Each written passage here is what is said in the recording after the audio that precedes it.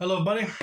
Welcome back to the Tin Man's Core channel. I'm your host, Jeffrey Tin Man Taylor, and today I am finishing off my Bigfoot Terror Tales Vol.1 chapter out of this book called Bigfoot vs. Grandpa. So without further ado, I'm going to continue where I left off from. A flash of yellow eyes rustled through the leaves, a glowing glimpse, and then the branch moved back to its place. Curtis fired his rifle into those shadowy woods. The branch didn't move again, nor was any further sound heard. "Did I get him?" Curtis asked. "I can't see a thing over there." "All right, I'm going in. Cover me." The gunpowder smoke hovered lightly in the air. Curtis hunched down beneath it and crept into the clearing. A metal snapping clatter shattered the silence, and Curtis screamed in agony. "Ah!" he wailed, and fell to the earth in a spasm. "I stepped on a trap." "Oh!" Yeah, that's why you always got to be careful. If you see something metallic covered in leaves, that might be a trap, so you better stay away from them things. But of course, it's nighttime, so they wouldn't be able to see anything. Curtis's lower leg was crushed in a bloody pulp of shredded trouser and splintered bone. He bawled in pain and rolled on the muddy dirt, clawing at the chute bear trap. "Help me get this thing off." Fritz stepped forward, holding the dim torch, and saw the bear trap was connected to a length of chain. The chain was snapped apart after a few feet of length. The last metal link gnarled and crooked as it had been heaved asunder. He realized it was the same bear trap the Sasquatch had stepped into. The creature had pulled off the trap and figured out how to reset it. It must have laid the bear trap out in the middle of the clearing and lured Fritz and Curtis to it. They can get smarter and know how human traps work. So if they know how to reset a trap, they could get you out there and grab you like that. The Sasquatch rose from the dense woods, yellow eyes gleaming large and bright like two flaming cannonballs, fast approaching. Fritz dropped the burning buff. He fired his rifle at the monster, and Curtis screamed anew. The Sasquatch took the bullet as he had taken the others. It reached down and grabbed the broken length of chain, violently pulling Curtis toward him. Curtis's screams went 2 tones higher. His babbling shrieks turned incoherent so that Fritz couldn't tell if he was trying to say words in a meaningful language or just exuding cries of guttural terror in a final premordial defense. Fritz loaded another cartridge into his Winchester rifle. Sasquatch and Curtis disappeared behind the wild trees. The open clearing was about 40 feet wide, and Fritz bounded across it in several leaping strides. He passed through the first line of trees and almost collided directly into Curtis and the creature. The Sasquatch held him upside down by one leg. The beast shoveled the claw hand into Curtis's chest, and an explosion of wet inhales poured out from between the cleaved ribs like a bowl of beef stew. Oh, I don't even want to picture that in my head. Curtis's moans dropped to a choked gurgle and then silence. In an instinctual flash, Fritz fired his rifle nearly point blank into Sasquatch's face. The monster yelled in pain and rage, and one yellow eye rolled uncontrollably upwards. Then, from the shot, still holding Curtis's body by one leg, the creature swung him at Fritz like a medieval mace. Curtis's head cracked into Fritz's own, and Fritz bowled over backwards. Nose snapped askew, and ringing flashes circled in his head. His consciousness waned. Fritz's eyes blinked open, his head pounding. Sasquatch limped over to stand above him, straddling him with black-haired, bowed legs, each as thick as a stone chimney. He reached down and lifted him up in the air by the throat, massive clawed fists encircling and crushing Fritz's neck. Fritz stopped breathing, and his body seized in the air. He looked the monster directly into its one good eye. They stared at each other as the world slowed around them. Fritz wrapped his right arm around the Sasquatch's and tried to lift himself up to relieve the pressure on his suffocating collapsing throat. He kicked at the monster, futile strikes into the Sasquatch's side and legs. Sasquatch held him still, and a sinister smirk of conquest arose upon its gory face. The bullet Fritz had shot from his rifle had gone in at an angle through the creature's lower cheek. It left a gaping, bloody cavity, charcoal and ragged. Fritz didn't know how the Sasquatch could be standing so resentfully. He lashed out with his left hand, trying to dig his fingers inside the spewing hole in the beast's face. Sasquatch dodged its head sideways, and then with a mighty snap, bit off Fritz's hand just above the wrist. So that's how he lost his hand. Fritz would have screamed had he hit the breath to allow it. The only fortune he felt was the pain was not as severe had it occurred with all of his senses in full capacity. He grew faint, and the amputation of his hand struck him almost as a delayed afterthought. His vision dimming, he heard nothing but a sharp ringing in the middle of his skull. His legs stopped kicking at Sasquatch. He saw the monster chew, his jaws working up and down in quick succession, and then swallow heartily. Fritz's life began to fade, but he fought. He let go of the creature's arm. His windpipe constricted more with the increased stress from the weight of his hanging, weakened body, like dangling from a hangman's noose. He reached onto his knife, which was holstered in the rawhide belt. With a desperate lurch, he swung out the knife and plunged it deep into Sasquatch's functioning eye. Sasquatch shrieked and dropped Fritz.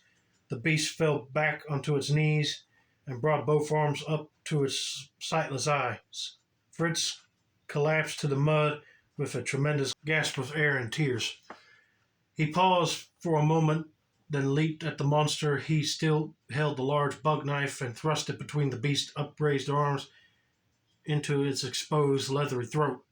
The Sasquatch let loose a wheezing gurgle and swung its arms outwards, the back of his hand catching Fritz and knocking him away. Fritz rightened himself and leaped again and stabbed the monster in the chest, bearing the blade up to its hilt. The Sasquatch feebly batted its arms out one last time, as if brushing away the nuisance of a hovering gnat, then fell onto its back, mewling and spewing inky blood. Fritz sat next to the creature, watching it convulse and then turn still. The pain and shock from his broken nose and severe arm grew, and he felt dizzy as his own blood poured from his wounds. He took off his cotton shirt and wrapped it tightly around his arm, temporarily stemming the blood flow. He sat and stared at the creature's corpse for a long time. Things began to creep and rustle in the thick bushes and towering trees around him. Fritz retrieved his knife, pulling it from the Sasquatch's chest. He started to walk away, then paused and turned again to the fallen monster on the forest floor. He thought he saw more glowing eyes appear in the distant woods, waiting, probing. His half-stunned mind dreamt feral images. He found it difficult to think rationally, but knew he must flee. Yeah, I would too, because if you saw all the glowing eyes, that means that this Bigfoot had company. They were coming to assist him. And if you didn't leave, they would have all grabbed you at the same time and teared you apart. Before doing so, he returned back to the beast and with his buck knife carved out the Sasquatch's heart. Wow, Freddy said with a sigh. I then stumbled back to the cabin and took one of the mules and rode it down to town. The next morning I returned to the mountain with a posse of soldiers and ranchers, walking uphill in the rain, limping and freshly one-handed. I was told to bed rest, but I wouldn't hear of it. I swallowed the pain and did what needed doing. Our Indian guides, Joseph, Red Paul, and Tiggy, came with us back to the cabin and we followed the trail to where I had killed Sasquatch. They couldn't look me in the eyes. They were so shamed. I showed them the heart I had cut out, and they fell to their knees. They knew what I had done, and they were in awe. Folks call them braves, but they weren't so brave that night. Grandpa chuckled and cleared his throat with a wheezy hack. What then? Did you find Bigfoot? Sasquatch again? What'd you do with him? Nothing. Sasquatch's body was gone, vanished like a banshee. Plenty of blood and mud where we struggled. We buried the bodies of my two friends up there. Nobody doubted me back then. They called me a conqueror. I was what a man was supposed to be. These days, though, Grandpa trailed off. At least I still have this. The cracked wooden box that Grandpa held as he spoke with was shut under a tarnished brass lock. It rested evenly upon one hand of warm flesh and one of cold steel. The key lay on top of the box lid. Grandpa offered it to Freddie. Would you like the honors? Yes, thank you. Freddie's hand quivered slightly. Golly. Seems like his grandson is really anxious to see that heart. Me personally, I'll be like, oh God, no. That's okay. He grasped the small gold key as if it were a mystical talisman. A gasp behind them. Dad, what are you doing? Fritz and Freddie both startled, jolted by the new voice. We didn't hear you pull up, Fritz said cautiously like a guilty child with cookie crumbs smeared across his lips. I guess not. Put that box away. Dad, Grandpa has a Sasquatch heart. Fred glared at his father. No, he doesn't, Freddie. It's a Grandpa story. There's no such thing as monsters in the woods. Fritz locked glares with his son. It's true, and you sure well know it. There's nothing inside that old box. It's just a cruel joke, Fred Sr. said. Freddie gulped involuntarily, a bystander in a wicked crossfire, but he said Sasquatch is out there. And I say he's not, Freddie. Go wait outside in the car. But Dad, now! Yeah, if your dad tells you to go wait in the car, don't argue with him. Because then by the time you get home, he'll probably give you a butt whooping for disobeying him. Freddie sulked out, eventually heartbroken. He turned back and gloomily waved bye, Grandpa. See you around, kiddo. Not likely, Fred muttered to his father. How many times I have told you to lay off the Bigfoot stories? It's getting really old. I always told you the truth. Sasquatch lives in those mountains, and I fought him and survived. It changed my life in more ways than you ever know. I think that's something worth passing down to my kin. Don't you remember how much you terrified me of Bigfoot as a kid for years? I had horrible nightmares of monsters chasing after me. I was afraid to even step foot outside, much less into the forest. I get it. Some people can't handle that. If there's a monster like Bigfoot out in the woods, you'll be scared to walk out there and run into one of them. But if you don't, how are you going to not prove that it doesn't exist? Son, you don't need to live a life of fear in order to know what's around you. It's called appreciation and respect for your surroundings. Sasquatch don't bother folks unless they bother him. I know because I was the one that attacked him first. Fred lowered his voice and looked pleading to his father. Dad, I know you lost your hand, and I know whatever occurred to you was unimaginary, horrific. You survived a terrible ordeal. But Bigfoot doesn't exist. It was just a bear. Rage bubbling within, Fritz said, I know what I saw, boy. I have the proof right here. He held up the locked wooden box. What proof? There's nothing inside that old box. I've seen it. It's just a moldy stain. It was in here. How long ago was it when you fought your monster? It was the early spring of 1889. So it happened over half a century ago. Things die, Dad, and they decay and rot away. If you had something that was remarkable, you should have taken it to a museum or to a scientist back then. The beast took my hand. Sasquatch's heart was mine. I earned it. I was going to hand it over to some stuffy antiquarian. It belonged to me. Fred shook his head. Dad, I've told you before, and I meant it. No more Bigfoot stories, especially around my son. I forbid it. He gets teased enough at school as it is without repeating your fables. Fred concluded his statement with an abrupt turn and then, dismissing his father, walked away and out the door.